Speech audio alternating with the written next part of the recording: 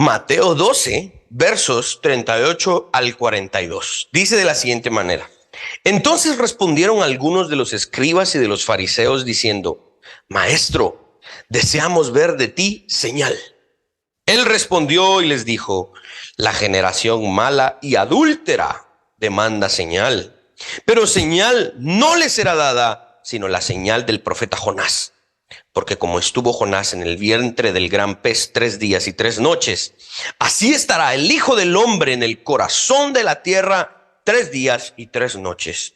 Los hombres de Nínive se levantarán en el juicio con esta generación y la condenarán, porque ellos se arrepintieron a la predicación de Jonás. Y he aquí, más que Jonás en este lugar, la reina del sur se levantará en el juicio con esta generación y la condenará, porque ella vino de los fines de la tierra para oír la sabiduría de Salomón.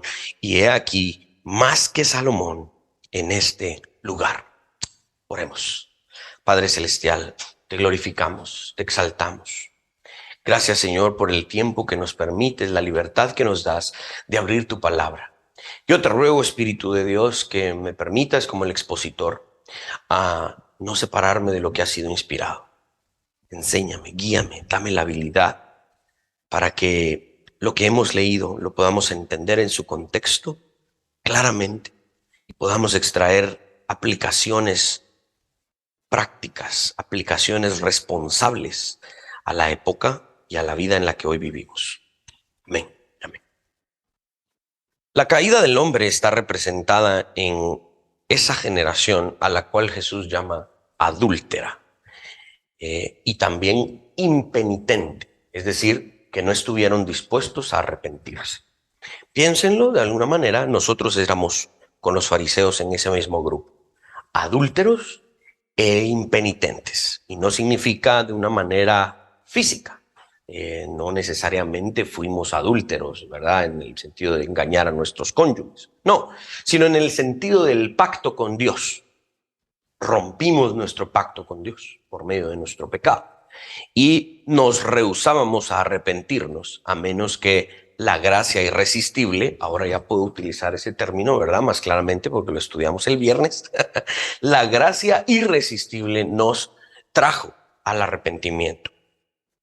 La redención de Cristo se encuentra, y nuestra redención se encuentra en la referencia que Jesús hace a su muerte, ilustrándola con la historia del profeta Jonás. De la misma manera, Cristo fue muerto. Y la glorificación de Cristo es precisamente la referencia que se hace de su resurrección. El momento de su resurrección es uno de los momentos en donde la obra redentora culmina, y ahí nos damos cuenta del verdadero propósito de la salvación, que es la glorificación de Cristo. Finalmente, el pasaje está escrito también sobre una base pactual redentora que nos habla en el fondo, de nuevo, para recordarnos de la salvación. Esto siempre lo hacemos porque creemos que nuestra naturaleza, aún atada a esta carne, a estas dificultades, a estos pecados con los cuales todavía luchamos, la mejor medicina que necesitamos para ir restaurándonos es escuchar constantemente el Evangelio. Y si se dan cuenta, cada vez que leemos un pasaje, el Evangelio está ilustrado con otras palabras, con otras analogías, con otras metáforas, y volvemos a escuchar el Evangelio, el Evangelio, el Evangelio. Y es por eso que lo hacemos constantemente. Este pasaje está claramente registrado de nuevo en Lucas 11, versos 29 al 32. Los debates que Jesús ha tenido con los fariseos en este capítulo 12, magistralmente, Jesús los ha utilizado también para dar riquísimas enseñanzas. Al mismo tiempo en el que está reprendiendo a los fariseos, demostrándoles su superioridad no solamente intelectual, sino moral, y la virtud de su divinidad en comparación con su pecaminosidad. Cada uno de esos debates, Jesucristo se establece como el Dios Salvador, Creador y Redentor. Estos argumentos de los fariseos han sido reducidos a la absurdidad, es decir, a nada, y al mismo tiempo Jesús ha establecido maravillosas enseñanzas que vamos aprendiendo. El tema que los fariseos están debatiendo acá en esta parte del capítulo 12 es el tema de la liberación demoníaca y la blasfemia en contra del Espíritu Santo. Recuerden que esta es la cadena de cosas que van sucediendo en el capítulo 12. El capítulo 12 inició con el tema del día del Señor y cómo los fariseos quisieron acusar a los discípulos por estar espigando en el día del Señor, comiendo un poco de trigo. Jesús obviamente enseña sobre el día del Señor. Luego le traen un endemoniado mudo y ciego. Jesús lo libera, le devuelve la vista, le devuelve el habla, y los fariseos dicen, este de plano está del equipo de Belcebú. Y entonces esta es la dinámica que estamos viendo. Esta es el contexto de lo que estamos hablando. Esto a raíz de lo que Jesús obviamente está haciendo. Sin embargo, el verdadero problema, el asunto es la liberación demoníaca y la blasfemia contra el Espíritu Santo. Pero en el fondo lo que Jesús está diciendo es, el problema de los fariseos es la falta de fe y de arrepentimiento. Esto de la liberación demoníaca lo están tomando como excusa, pero realmente el problema, dice Jesús, es la falta de fe y de arrepentimiento, como lo vamos a ver en el desarrollo de este pasaje. Debido a que los líderes judíos se habían quedado sin argumentos, entonces vinieron y arrogantemente demandaron una señal y le dijeron a Jesús, bueno, está bueno, liberaste un endemoniado, vaya, no hablaba, ahora habla, digamos pues, pero queremos ver una señal más contundente. Queremos que nos demuestres que tú eres el Hijo de Dios. A ver, hácelo pues. Ese era el espíritu de los fariseos acá, como lo dice el verso 38. Entonces respondieron algunos de los escribas y de los fariseos, dijeron, maestro, deseamos ver de ti señal. Y ese maestro es como un sarcasmo. Realmente ellos están como que en alguna medida burlándose, ¿verdad? A ver si tan maestro pues demuestra, ¿verdad? La demanda de estos líderes no parecía tener sentido, porque Jesús acababa de hacer una maravillosa señal. Jesús acababa de liberar a un endemoniado y le acababa de devolver el habla y la vista. Y no era el primero. Había estado sanando paralíticos, ciegos, leprosos. No era la primera señal que ellos veían. Entonces, en principio, la demanda de los fariseos no tiene sentido, porque han estado viendo señal tras señal tras señal. Entonces, ¿qué realmente era lo que los fariseos deseaban? Estaban demandando una señal que les satisfaciera a ellos. Los fariseos estaban en esta posición. Ok, Jesús, tú has estado haciendo milagros, pero esos milagros la gente te cree. Nosotros, que somos los líderes de esta nación, no te creemos. Necesitamos una señal que nos satisfaga a nosotros, que sea suficiente para nosotros, los que realmente importamos en la nación de Israel. Que la gente te crea es otra cosa, pero que nosotros te creamos, ahí son otros 20 pesos, decimos en Guatemala. ¿Se dan cuenta? Esto es lo que está sucediendo aquí. Ellos querían una señal que ellos aprobaran y validaran, y que ellos dijeran, ok, nosotros creemos que es el Hijo de Dios, entonces la gente puede creer que Él es el Hijo de Dios. Este es el problema de la arrogancia que estamos viendo acá. ¿Acaso Dios necesita la validación de los hombres? Es al contrario, somos los hombres los que necesitamos la validación de Dios. Esto no es más que una recreación de la escena que Jesús tuvo con Satanás en el desierto. ¿Cuál fue el eje de la argumentación de Satanás después de que Jesús ya había tenido 40 días en el desierto sin agua y sin comida? Si eres el Hijo de Dios, haz. ¿Qué estaba demandando Satanás? Pueda que algunos te crean, pero yo, Satanás, necesito ver una prueba por mí mismo. ¿Qué estaban haciendo los fariseos? Exactamente lo que Satanás había estado haciendo en el desierto. ¿Ven la conexión? ¿Sí? No era casualidad que Jesús le dijera a los fariseos, vuestro padre es el diablo, porque ellos estaban haciendo exactamente lo mismo que Satanás. ¿Cómo responde Jesús a esta arrogante demanda de señal? Verso 39. Él respondió y les dijo: la generación mala y adúltera demanda señal, pero señal no le será dada, sino la señal del profeta Jonás. Entonces, ¿les va a dar señal? ¿Sí o no? Sí, pero no les va a dar la señal que ellos quieren. Les va a dar la señal que Jesús quiere darles. Y esta señal está puesta en una figura de discurso. Está diciendo, ¿se recuerdan la historia de Jonás? Pues eso ilustraba lo que a mí me va a suceder. Vamos a analizar eso. Esta respuesta de Jesús consiste en dos partes y se las puse ahí en sus notas. Número uno, primero Jesús describe la generación de gente que le está pidiendo y demandando señal. Y número dos, Jesús describe el tipo de señal que le va a dar a esa generación. Esto es bien importante que aprendamos a manejar. Esto incluso nos sirve en conversaciones con supuestos ateos, agnósticos o personas que se dicen no creer en Dios porque no tienen suficiente evidencia. Algunos dicen, es que yo no creo en Dios porque Él no se ha probado que es Dios. Y este es precisamente el argumento de los fariseos. Esta es la metodología a la que nosotros aquí personalmente yo me agrego una metodología apologética en donde doy por sentado que Dios existe y el ser humano es arrogante cuando pide evidencias. El ser humano no está puesto en la silla del juez y Dios está puesto en el banquillo de los acusados. No cometemos ese pecado.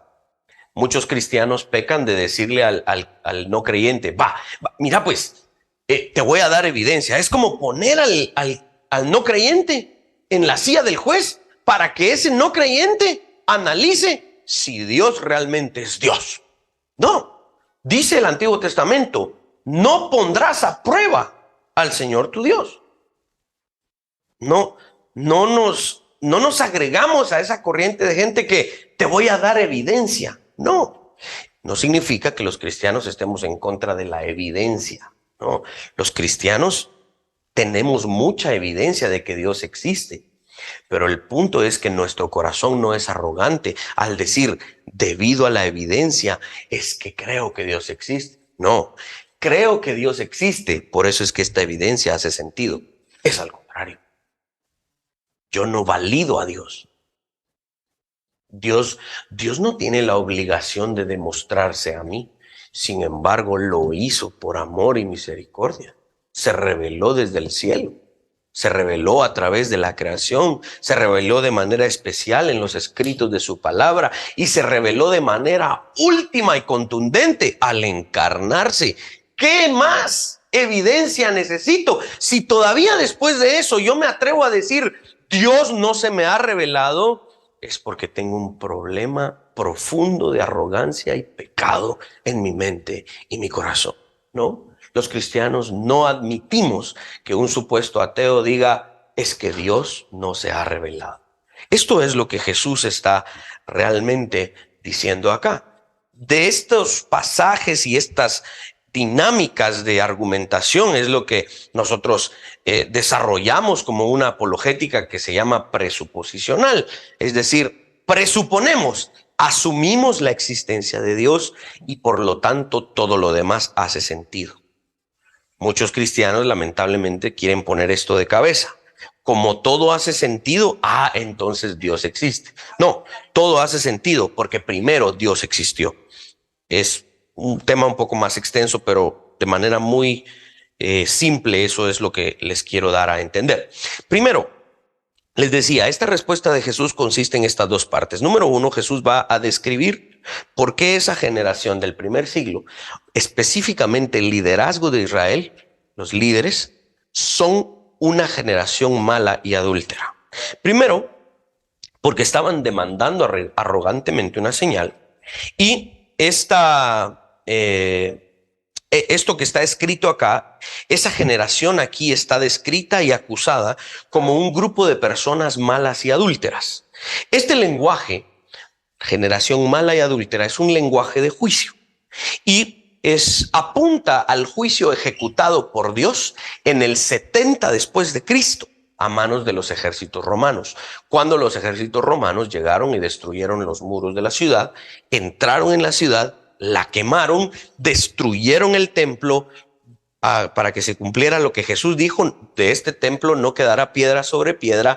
Y todavía escarbaron por todo el oro que el templo tenía, escarbaron abajo de los escombros y sacaron el oro para llevárselo. Es decir, destruyeron la ciudad de Jerusalén y su templo hasta los cimientos. La forma en la que los adúlteros deberían morir según la ley mosaica, hay varios textos que nos podrían ayudar a eso, pero el más específico creo que es Deuteronomio 22, versículo 21, en donde habla que todo aquel adúltero, hombre o mujer, debía morir apedreado a la puerta de la ciudad.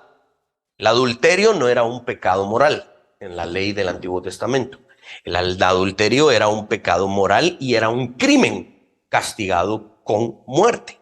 Habían pecados que no eran crímenes. De hecho, aún existen pecados que no son crímenes. Yo puedo odiar en mi corazón y no por eso voy a la cárcel. No por eso la autoridad civil me va a meter a la cárcel. Estoy pecando, pero no estoy cometiendo un crimen. El adulterio era no solo un pecado, sino un crimen, uno de los peores. Y de hecho, la forma en la que en el Antiguo Testamento se asesinaba a los adúlteros es la forma que, irónicamente, la generación adúltera a la que Jesús está acusando es la forma en la que muere. Ahí les puse una cita un poco extensa, pero quiero que la lean conmigo, la sigan con su vista, porque esto es uno de muchos registros históricos que encontramos en el primer siglo. Flavio Josefo, el gran historiador judío de esa época, dice lo siguiente en sus anales. Dice: los motores, es decir, las catapultas que todas las legiones del ejército romano habían preparado para ellos, fueron admirablemente ideadas, pero aún más extraordinarias pertenecían a la 10ª legión, las que tiraban dardos y las que tiraban, ¿qué cosa? Piedras. Eran más fuertes y más grandes que los demás, con lo cual no solo se repelían las correrías de los judíos, sino que ahuyentaban a todos los que estaban también sobre los muros. Ahora bien, las piedras que se arrojaron tenían el peso de un talento. Paremos ahí. ¿Cuánto es un talento? ¿Alguien sabe más o menos cuánto es un talento en peso? Son como 75 libras. Eran piedras como de 75 libras, las que tiraban las catapultas, ¿sí? Y fueron llevadas 2 estadios y más allá. Es decir, piensen en 2 estadios de fútbol, o un poco más, ¿verdad? 2 canchas de fútbol o más. Desde esa distancia tiraban las catapultas romanas piedras de 75 libras a los muros de la ciudad. Esa fue la forma en la que los ejércitos romanos destruyeron los muros de Jerusalén para entrar en la ciudad. El golpe que daban no podía ser resistido, no solo por los que estaban primero en el camino, sino por los que estaban más allá de ellos por un gran espacio. En cuanto a los judíos, al principio vieron venir las piedras porque eran de color blanco. ¿Cómo morían los adúlteros en el Antiguo Testamento? Apedreados. ¿Cómo murió esta generación adúltera a la que Jesús está acusando? Apedreados. No es casualidad. Lo que Jesús estaba diciendo aquí, los fariseos les pasó por arriba. Ni se imaginaron que de verdad iban a morir apedreados. Ustedes leen las guerras de los judíos de Flavio Josefo, se van a dar cuenta la masacre y los ríos de sangre que habían en Jerusalén cuando ya los cristianos habían huido de Jerusalén. Esto que Jesús está haciendo, estas palabras que para muchos pasan desapercibidas, generación mala y adúltera, parece, algunos los toman como, sí, Jesús está hablando poéticamente. No, Jesús estaba hablando de manera literal. Esta generación iba a ser apedreada y así fue como murieron. Por eso es que el texto dice: no jueguen con Dios. No jueguen con Dios. Porque cuando Dios juzga, es serio. Si alguien sabe castigar e infligir dolor, no es Satanás, es Dios. Cuando Dios juzga, su ira es peor que la ira del hombre. La maldad y el adulterio de aquella generación de líderes del primer siglo, mis hermanos, ténganlo por garantizado. Fue juzgada esa maldad y ese adulterio. D.A. Carson escribe en su comentario: el adulterio era frecuentemente utilizado por los profetas del Antiguo Testamento para describir, oigan, la prostitución espiritual y la apostasía desenfrenada de Israel. Ahí hay una serie de textos del Antiguo Testamento que ustedes pueden visitar, en donde se habla precisamente del adulterio que la nación de Israel había cometido. Aquí Jesús, dice Carson, lo aplica a sus contemporáneos, es decir, a los que están escuchándolo, tal como lo hizo su hermano Santiago más tarde en Santiago 4, verso 4. Jesús insiste en que Israel aún era adúltera en su corazón. Esos líderes eran los adúlteros en su corazón. Esta maldad y este adulterio, ¿en qué consistía? No es solo porque Jesús está diciendo cosas mala onda, no. Este adulterio que Jesús está acusando, que está elevando como un cargo judicial, es porque no solo rechazaron al Hijo de Dios, sino que los líderes judíos se fueron con el Imperio Romano y le dijeron: hacenos favor de crucificar a este. Los líderes judíos quebrantaron su pacto con Dios, porque recuerden, esta era la nación que durante siglos habían recibido la revelación de Dios, la profecía. Se les habían enviado profetas, los patriarcas, los jueces. La nación de Israel, ellos eran los expertos en la ley de Dios. Ellos eran los principales recipientes, receptores de la revelación de Dios. Y dijeron: no nos importa todo lo que nos has revelado, no queremos a tu hijo. Quiebran su pacto con Dios y entran en pacto con Roma. Ellos eran una prostituta que se había prostituido con dioses paganos. Y le dijeron a Roma: asesina a este, porque no lo queremos. ¿Qué dijeron ellos cuando estaban a punto? Cuando Pilato lo quiso soltar. ¿Se recuerdan? ¿A quién quieren? ¿A Jesús o a Barrabás? ¿A Barrabás? A ese Jesús es peor que Barrabás. Crucifícalo. Y si no lo crucificas, no eres amigo de César. Ahí se pusieron las peras a 10, ¿verdad? Porque dijo Poncio Pilato: no, Dios guarde. Entonces, es que recuerden, los líderes judíos eran políticos chucos que eran capaces de arrinconar incluso a Poncio Pilato. Y lo arrinconaron, y entonces Poncio Pilato accedió a los términos de estos líderes. ¿Qué dijeron los líderes judíos?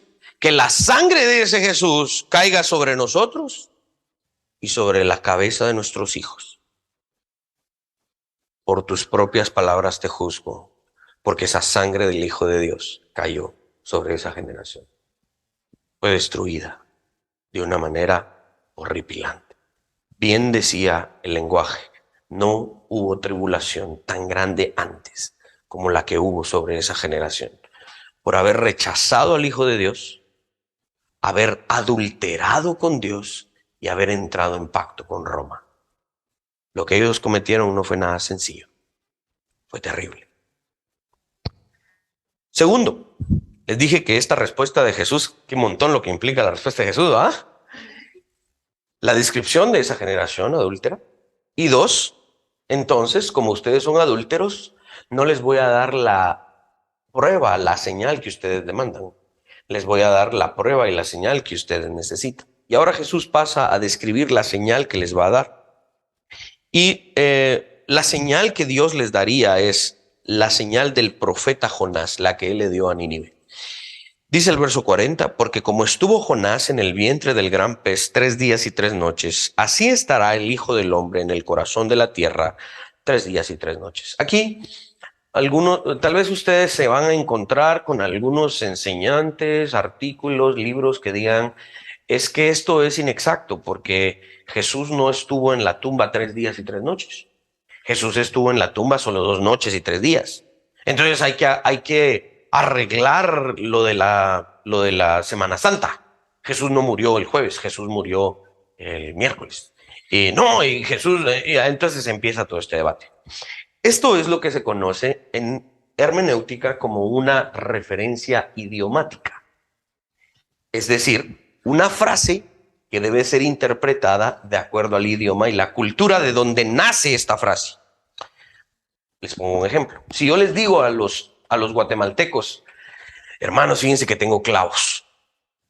¿Qué van a decir ustedes? ¿Que tengo una bolsa de clavos aquí? No. Ustedes van a entender que yo tengo problemas. ¿Por qué? Porque esa frase que yo acabo de utilizar, que tengo clavos, es una referencia idiomática. Es una frase que nace en nuestro idioma y nuestra cultura y ustedes la interpretan de acuerdo a nuestro idioma y nuestra cultura. Si yo le digo a un argentino, hey, che, tengo clavos, no me va a entender porque en su cultura, en su forma de hablar, para ellos clavos van a ser clavos para martillar, ¿no? Entonces, esto es lo que vamos a encontrar aquí. Este es un paréntesis, no los puse ahí en sus notas porque no los quería aburrir y de todas maneras los aburrí explicándoselos. Pero es una referencia idiomática en el sentido que en el antiguo Israel, incluso esto era una frase utilizada en escritos rabínicos, que parte del día, ciertas partes una parte del día se consideraba como todo el día. Entonces, por ejemplo, cuando yo le digo a veces Cindy me dice, no, hombre, es que vamos a ir a tal actividad. A la gran, pero eso va a ser todo el día. Y realmente la actividad es de 9 de la mañana a 2 de la tarde. No es todo el día, pero es como que si fuese todo el día. Entonces, cuando dice, estará 3 días y 3 noches en el vientre del pez y 3 días y 3 noches enterrado en Jerusalén, es esas 72 horas, aunque solo hayan sido parte de esas 72 horas. Entonces, no le pongan atención realmente a esta controversia que por ahí les pueda aparecer en alguna prédica o alguien más que lo diga. Es básicamente que Jesús estuvo enterrado esa cantidad de tiempo que creemos y que pasado el día de reposo, es decir, después del sábado, para lo que nosotros hoy es el día domingo, Jesús resucitó. Y por eso nos reunimos los días domingo nosotros y no nos reunimos los días sábado. Nos reunimos los días domingo para celebrar la resurrección de nuestro Señor Jesucristo. La experiencia de Jonás en el vientre de aquel pez finalmente era una sombra, una pequeña ilustración, ¿sí?, de lo que Jesús iba a hacer, muriendo en la cruz, siendo enterrado y resucitando. La historia de Jonás ilustra, presagia lo que Jesús iba a hacer. ¿Okay? Eso es lo que Jesús está diciendo. Ahora, el punto es que la señal definitiva, porque Jesús está dando respuesta a la demanda de los fariseos. Jesús está diciendo, la señal definitiva para esta generación, la que obtendrá es mi muerte y mi resurrección. ¿Okay? No era la señal que los fariseos demandaban, ya que los fariseos demandaban un artilugio, un truco, que Jesús sacara unas cartas y se las pusiera acá y a ver, dime qué carta es esta. No, eso era lo que ellos querían, un sensacionalismo, algo que todo el mundo dijera, wow, que todos sacaran su teléfono y grabaran, miren lo que está pasando. Los fariseos querían un artilugio barato ahí enfrente de sus narices. Jesús les está diciendo, no, eso no les va a bastar, porque si ustedes no me creen ahorita, no me van a creer con ese tipo de cosas. Y los que son hijos de Dios, los que verdaderamente son mis discípulos, van a necesitar una señal, mi muerte y mi resurrección. Y antes de empezar esta prédica, básicamente la recordamos, ¿no? Con el pan y con el vino, ¿sí? Los fariseos estaban pidiendo una señal que alimentara el morbo de la gente. Estaban pidiendo una señal que fuese como más, como más viral, como algo que fuese algo que llamara y provocara en la gente un emocionalismo en ese momento. Jesús no les iba a dar algo así. Jesús les iba a dar una señal que no podría ser contradicha, que no podía ser contradecida, una señal que no podría ser falseada, una señal absoluta, para que después de esa señal ya no se necesitaran más señales. En este debate entre Christopher Hitchens allá por 2008-2010 y Douglas Wilson en un seminario teológico allá en Westminster, en Filadelfia, se para en la audiencia alguien y le dice, ¿por qué yo tengo que creer los milagros de Jesús? Porque yo lo único que puedo hacer es leer esos milagros, pero yo no los estoy viendo. Entonces en la audiencia se levantó alguien para retar a este teólogo. Entonces este teólogo le dice, bueno, hay un milagro central, hay una señal definitiva. Si yo puedo creer esa señal, puedo creer todos los demás milagros. Si yo puedo creer y puedo tener la seguridad de que Jesús murió y resucitó, ese milagro, esa señal central específica y contundente me sirve para validar todos los demás milagros de Jesús. Si creemos eso, todo lo demás es cierto. Por eso es que Pablo decía, si Cristo no resucitó, vana es vuestra predicación. Pero Cristo resucitó. Por eso lo que yo estoy haciendo en este momento no es vano, no es sin propósito, tiene sentido, porque Él resucitó. Esta era la señal definitiva que Jesús le iba a dar no solo a los fariseos, sino al mundo entero y a la historia de la humanidad, su muerte y su resurrección. Ahora, Jesús aquí apela a paganos de otras culturas que creyeron a la predicación de Jesús. Jesús hace esto con un par de ironías. De hecho, es una figura de discurso y se reconoce al hacer el análisis literario. ¿Recuerdan lo que los fariseos hicieron? A ver si tan maestro, danos una señal. Ese maestro que le dijeron los fariseos era un sarcasmo, era una media burla. Ahora Jesús se burla de ellos, pero de una manera aún más fina. Eso es lo que significa la ironía, una burla fina. ¿Sí? Y la burla fina de hecho, Jesús se burla de ellos dos veces, finamente, de una manera muy elegante. Jesús hace una burla muy elegante en los versos 41 y 42.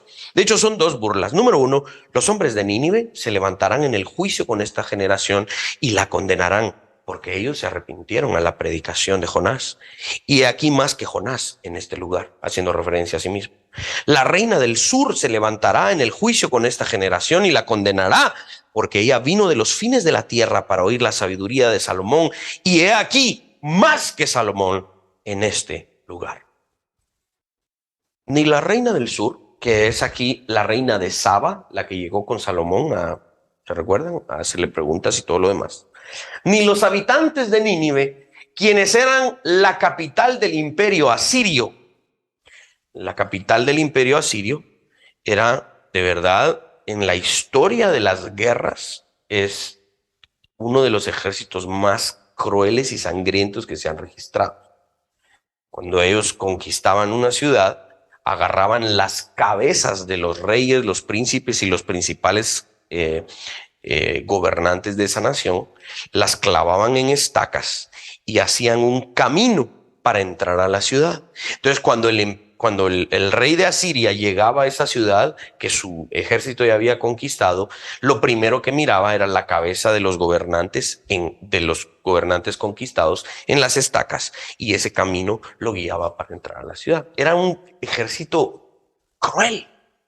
Entonces vean lo que Jesús está haciendo aquí. Elegantemente está diciendo, miren, estos crueles, bárbaros, absurdos, ignorantes e indoctos en la revelación de Dios, creyeron. Y ustedes, que se supone son los expertos en esto, no creen. ¿Ven la burla que Jesús está haciendo?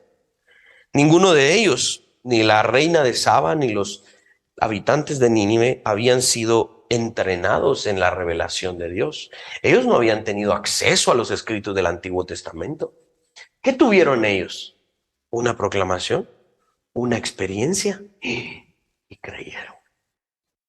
Estos líderes judíos habían tenido profetas, patriarcas, escritos, reyes, uno tras otro, tras otro, tras otro. Y ahora Dios se había encarnado y estaba hablando con ellos, y aún así decían, no creemos. Merecían la muerte. Merecían la muerte. Esto es una ironía, por lo tanto es una figura de discurso. ¿Por qué? Porque cuando dice que esa generación de Nínive se levantará y condenará, a la generación del primer siglo de los líderes judíos, es una ironía y es una figura de discurso, porque quien condena y envía al infierno es Dios. Yo no puedo enviar al infierno a nadie. Yo no puedo condenar a nadie. Es Dios. Es una figura de discurso.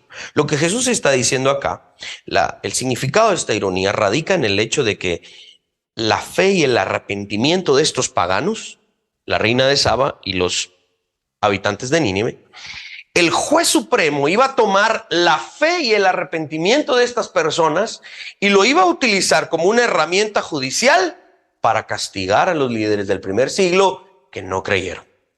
Esto es lo que significa la ironía. Dios mismo estaba frente a ellos hablándoles, porque Jesús es Dios. Y de hecho, no solo hablándoles, sino que estaba haciendo señales y prodigios, y aún así los líderes no creían. Jonás es conocido como el profeta reacio, el que se rehúsa a obedecer a Dios. Jonás, ve para allá. No, se fue para otro lado, ¿verdad?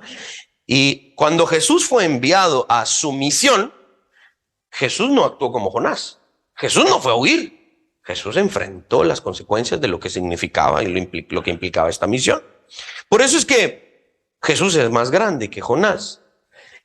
Podríamos decir que Jonás fue librado de casi la muerte, porque se lo tragó el pez, pero estuvo vivo dentro de ese pez.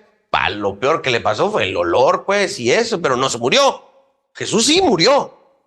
Fue enterrado y resucitó. Una de las cosas que no les había dicho es que era necesario que hubiera por lo menos parte de 3 días que una persona estuviera en la tumba, porque eso era el requerimiento legal en Israel para declarar a una persona realmente muerta. Si una persona era declarada muerta solo después de 2 días, no valía esa muerte porque podía todavía revivir. Y no era realmente revivir, sino que de repente el cuerpo reaccionaba y nunca había realmente muerto. Pero Jesús sí. Jesús es más grande que Jonás porque él sí murió y fue enterrado en el corazón de la tierra. De nuevo, esta es una referencia idiomática porque la referencia geográfica de Jerusalén, de hecho algunos rabinos llamaban a Jerusalén el centro de la tierra, el corazón de la tierra, porque de acuerdo a su cosmovisión, Jerusalén era el lugar específico donde Dios estaba y donde Dios iba a expandir su reino. Entonces, cuando alguien era enterrado en Jerusalén, es que lo enterraron en el centro de la tierra, en el corazón de la tierra. Para los judíos, Jerusalén era el centro de la tierra. Y ahí fue enterrado Jesús. Y luego de esto resucitó de entre los muertos con gran poder para nunca volver a morir. Sin embargo, tan solo la divinidad de Jesús nos sirve para decir que finalmente Jesús es más grande que Satanás. Hay un librito pequeño del doctor Gary DeMar que se llama Something Greater is Here. Algo más grande está aquí. Es un librito bien chiquito, bien bonito. Algún día, si me da el tiempo, lo voy a traducir. Y habla precisamente de esta imagen, ¿no? De que Jesús es más grande que todo lo que el judaísmo representaba. Los ninivitas, los de Nínive, recibieron la proclamación del evangelio. Los fariseos tuvieron frente a ellos la encarnación del evangelio. Vean la diferencia. ¿Por qué Jesús es más grande? Porque en Nínive ellos recibieron a un hombre que lo vomitó un pez. Recibieron una proclamación. Los fariseos no solo recibieron una proclamación, tenían la encarnación frente a sus ojos. Algo más grande que Jonás estaba frente a ellos. Este era Jesús. Esto es una ironía porque en todo caso los que tenían más dificultad para creer entonces eran los ninivitas.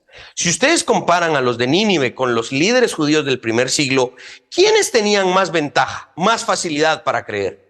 Los líderes del primer siglo. Ellos tenían todo esto.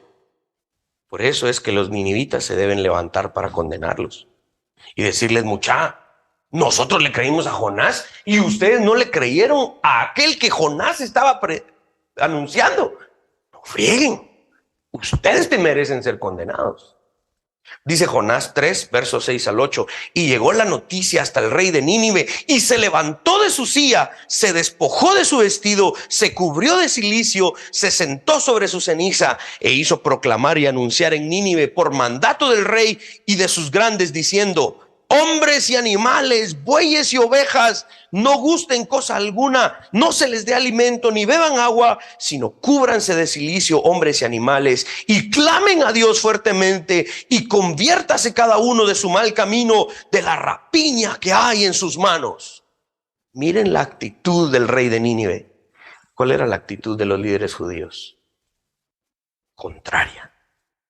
El rey de Nínive y toda la generación de Nínive se arrepintió, creyó.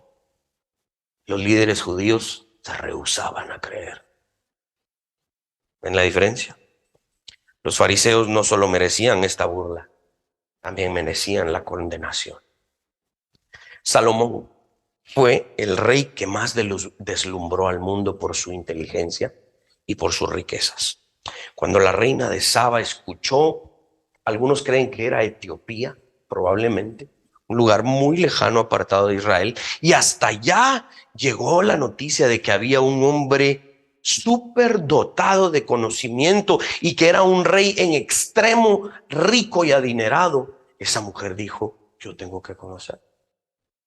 Y viajó probablemente una cantidad de kilómetros y millas que hoy para nosotros pues en avión o algo así más sencillo, pero en aquel entonces era un viaje no solamente costoso sino peligroso y cansado, y ella estuvo dispuesta a ir a ver la grandeza de este hombre y le llegó a retar dice el texto, con enigmas y preguntas en extremo difíciles, pero Salomón las respondió, al punto de que la mujer dijo, wow, solo había oído, pero ahora que lo veo, qué maravilla, creyó. Jesús supera a Salomón, porque dice la respuesta de Jesús, algo más grande que Salomón está aquí. Este era Jesús. Jesús supera en inteligencia y sabiduría a Salomón. ¿Por qué? A Jesús no lo retó una reina diplomática. A Jesús no llegaron los fariseos con diplomacia a decirle, siéntate, fúmate un puro, vamos a analizar. No, a Jesús no lo retaron diplomáticamente. A Jesús lo retaron eruditos académicos violentos que lo querían matar, que lo estaban calumniando, que lo estaban buscando para asesinarlo. Los fariseos estaban haciendo esto, eran malintencionados. La reina del sur fue deslumbrada por un hombre. Los fariseos estaban contemplando a Dios mismo en carne. Esto de nuevo es una ironía porque ¿quién tenía más dificultad para creer? ¿La reina del sur o los líderes de Israel? Obviamente la reina del sur tenía más dificultad para creer porque los fariseos tenían frente a sus narices a aquel quien es la fuente de todo conocimiento y sabiduría. Según Pablo en Colosenses 2:3 dice, en Jesucristo están escondidos los tesoros de la sabiduría y del conocimiento. Algo más grande que Salomón estaba frente a los fariseos. ¿Qué dijo la reina del sur cuando finalmente vio a Salomón? Primer libro de Reyes, capítulo 10, verso 9. Jehová tu Dios sea bendito, que se agradó de ti para ponerte en el trono de Israel, porque Jehová ha amado siempre a Israel, te ha puesto por rey para que hagas derecho y justicia. Miren la declaración de la reina, una declaración humilde y finalmente una declaración de fe. Esta mujer creyó en Jehová cuando vio a Salomón. ¿Qué hicieron los fariseos cuando vieron al Hijo de Dios? No creyeron.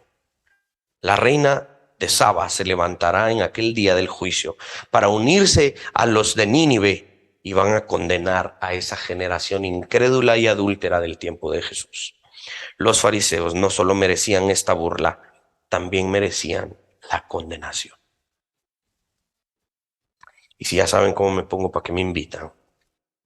Podríamos seguir hablando mucho de la implicación de las palabras de Jesús, pero vamos a movernos a lo que serían las aplicaciones de un pasaje como este. ¿Cómo podemos aplicar esto que Jesús está diciendo?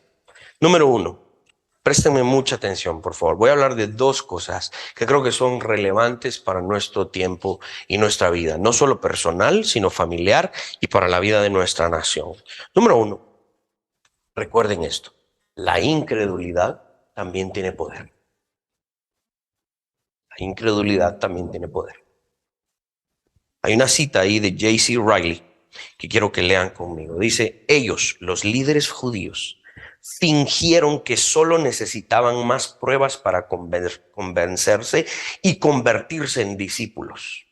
Cerraron los ojos a las muchas obras maravillosas que Jesús ya había hecho. Miren lo que dice Riley: hay muchos en la iglesia de Cristo que están exactamente en el estado de estos escribas y fariseos. Se jactan de que solo necesitan un poco más de prueba para convertirse en cristianos decididos. La verdad es que no desean ser convencidos. Agustín de Hipona decía que la iglesia de Cristo, la iglesia invisible de Cristo, es aquella iglesia que no podemos ver con certeza, en el sentido de que en las reuniones de los domingos en donde la gente se une a glorificar a Cristo, es posible que el cuerpo de Cristo hoy sea un cuerpo mixto. Pareciera ser que todos los que están sentados en las sillas de todas las iglesias hoy, pareciera ser que son creyentes. Pero a la hora de verdad probar quiénes son creyentes, se van a manifestar aquellos que realmente creen y aquellos que no. Esto es cuando nos metemos al tema de la iglesia visible, invisible, etc. Yo creo que aquí todos son creyentes, no se preocupen. Aquí no hay incrédulos. Pero sí creo que hay personas todavía sentadas en nuestras congregaciones que todavía están inseguras. Esa inseguridad y esa incertidumbre que domina sus mentes y sus corazones, sí están sentados poniendo atención, están escuchando, están leyendo la Biblia, pero siguen maquinando en su mente dudas, siguen maquinando en su mente incertidumbre, siguen cuestionando, siguen diciendo: es que no sé, es que todavía me falta, todavía necesito algo que finalmente me termine de convencer. Ese es un incrédulo. Y la incredulidad, finalmente el pecado, tiene un poder paralizador. El evidencialismo estricto, es decir, necesito más evidencia. No, necesito algo que me convenza. No, quiero que me den algo más contundente. Ese evidencialismo estricto es absurdo, ya que demandar pruebas y evidencias supuestamente para determinar si Dios es real o no, y buscar probar si la Biblia es verdad o no, solo eleva al hombre a una posición de juez que no le compete. Por eso, en una congregación como esta, rechazamos frontalmente el liberalismo teológico. ¿Qué es el liberalismo teológico? Es aquella corriente teológica que dice: analicemos la Biblia a la luz de la ciencia, porque hay inexactitudes. No. Creemos que la palabra de Dios es inerrante, perfecta, libre de errores. Somos creyentes. Estamos persuadidos. No tenemos dudas. Sí, todavía tengo duda de qué significa este texto. Tengo duda de esta interpretación. Sí, todavía vamos descubriendo algunas cosas. Pero en el sentido fundamental, aunque mi interpretación de ciertos pasajes todavía esté en duda, yo creo que cualquiera sea finalmente la interpretación de estos pasajes, creo que eso es verdad. Y no dudo. Fundamentalmente yo creo que la Biblia es la palabra de Dios y es verdad y no tiene errores.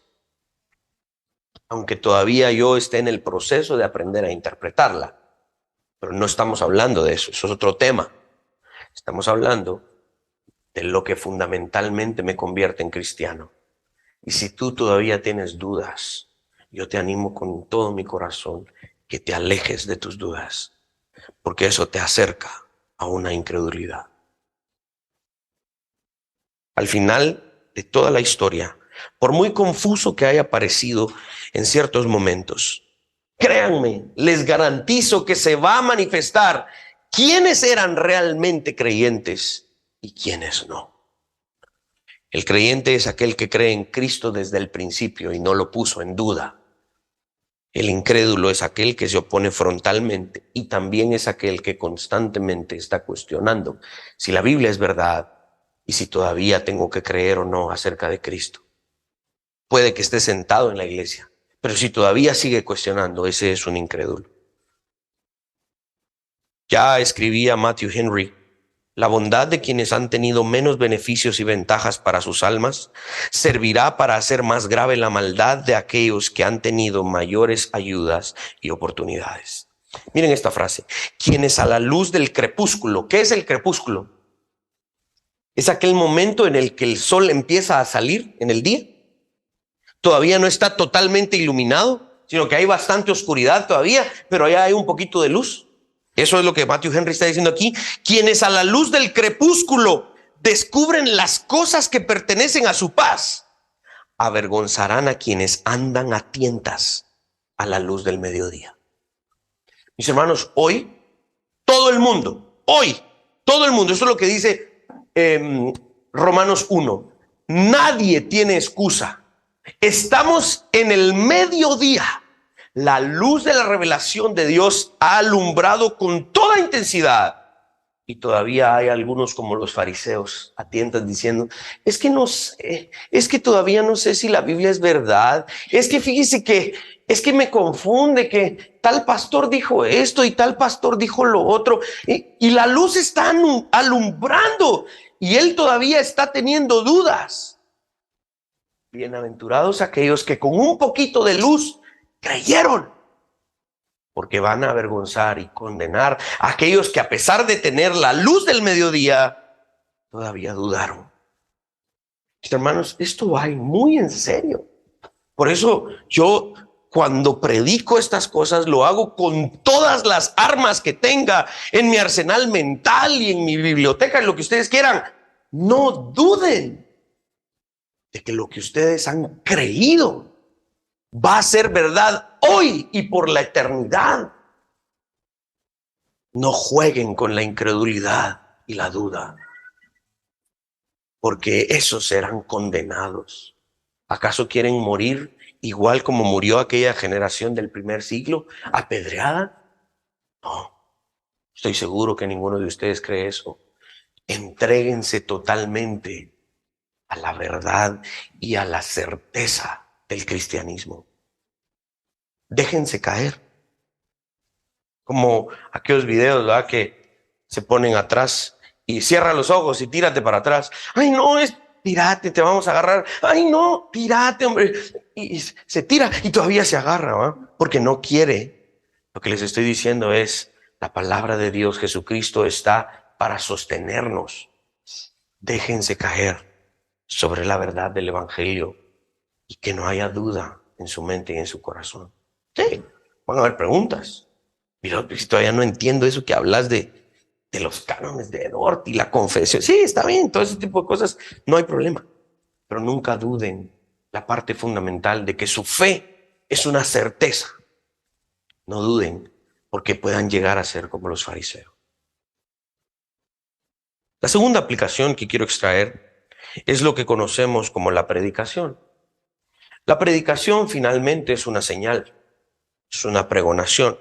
Hoy en nuestro tiempo la proclamación del evangelio sirve como una señal y una muy poderosa. La proclamación del evangelio es como una señal para nuestras generaciones. Dice Jonás 1:2: levántate y ve a Nínive, aquella gran ciudad, y pregona contra ella, porque ha subido su maldad delante de mí. La señal que Jonás llevaba era la pregonación. Jonás no llevó al pez.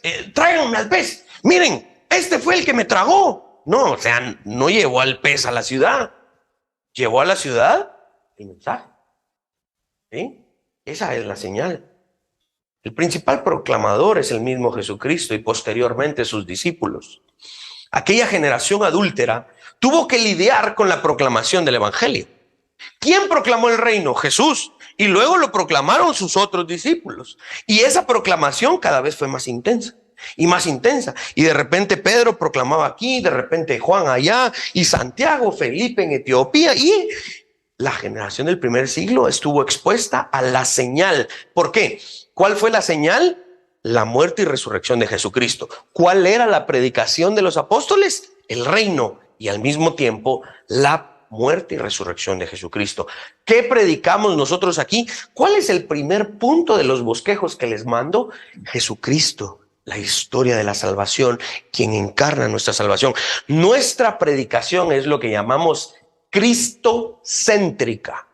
Por eso aquí nosotros no predicamos temáticamente. Pueda que por ahí de repente yo le diga, hermanos, fíjense que este tema es importante, hoy vamos a predicar sobre esto, pero vamos a agarrar algún tema, que sé yo, las finanzas, esto, aquello, pues, pero generalmente vamos a predicar aquí cristocéntricamente. Cristo es el eje fundamental de nuestra predicación. ¿Por qué? Porque la predicación es la señal que las generaciones adúlteras necesitan. No les vamos a dar evidencias. No les vamos a dar pruebas, señales, prodigios. Hay mucha gente que da eso. Nosotros creemos que entre más se les dé eso a la gente, menos van a creer. Creemos que la señal definitiva para que la generación adúltera se transforme y crea es la predicación de Jesucristo. Por eso escribía Pablo, 1 Corintios 2, 1 al 5. Así que, hermanos, cuando fui a vosotros para anunciaros el testimonio de Dios, no fui con excelencias de palabra y sabiduría, pues me propuse no saber entre vosotros cosa alguna, sino a Jesucristo y a crucificado. Y estuve entre vosotros con debilidad y mucho temor y temblor, y ni mi palabra ni mi predicación fue con palabras persuasivas de humana sabiduría, sino con demostración del Espíritu y de poder, para que vuestra fe no esté fundada en la sabiduría de los hombres, sino en el poder de Dios. Pablo, a pesar de que hizo milagros y todo lo demás, hizo señales, resucitó personas y todo lo demás, Pablo dice, ese no es el centro del ministerio. La señal que ustedes necesitan es esta, la proclamación de Cristo y a crucificado. El centro de la predicación cristiana es Jesús. El centro de la predicación es Cristo, lo cual implica predicar a Cristo y su obra. La crucifixión y la resurrección de Cristo deben estar en nuestra predicación, y así como su muerte y resurrección se constituyeron como la señal definitiva para aquella generación, también lo es para la nuestra. Entonces, esta es la señal que nuestras generaciones necesitan. ¿Sí? Hagan dos cosas en términos muy prácticos. Inviten personas a que vengan a escuchar la predicación el día domingo. Nunca digan en su mente, es que si yo invito a un no creyente a la predicación del domingo, no la va a entender. Ustedes no se preocupen por eso. La predicación es la señal que finalmente ellos necesitan. Sí, puede ser que algunas de las cosas que digamos aquí les pasen por arriba, pero el tema central lo van a entender porque es el evangelio. Y dos, cuando alguien les abra un poquito la puerta y vos mirá, y vos, ¿cómo es eso de que sos cristiano reformado? ¡Pum! Tiran esa puerta, te voy a hablar y ¡pa! Vamos con el evangelio, porque la predicación, tus conversaciones acerca de Jesucristo son la señal que esta generación adúltera y mala necesita. Amén. Me gustó este pasaje mucho. Vamos, parémonos, pongámonos de pie y vamos a terminar con nuestra doxología. Levantemos nuestras manos.